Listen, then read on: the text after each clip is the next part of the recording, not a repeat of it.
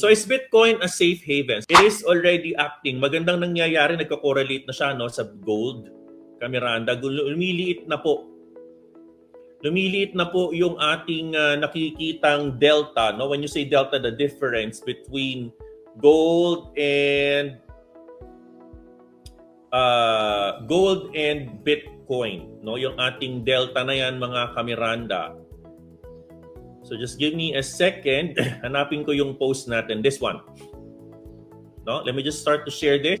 So if you're going to notice, ayan no, Bitcoin, ang atin pong Bitcoin is the white.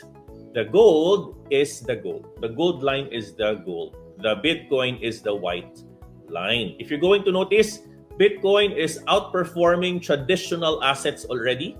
No? Bitcoin can offer more upside, pero syempre volatility pa din. No?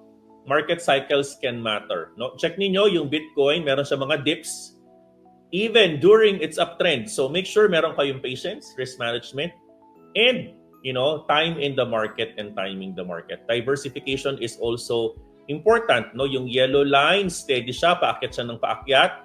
Hindi siya nagka-crash katulad ng Bitcoin. It's more stable. So kung ikaw ay more stable trader or investor, lagyan mo na rin ng gold. So is Bitcoin a safe haven? Sa palagay ko, yes. The answer is yes.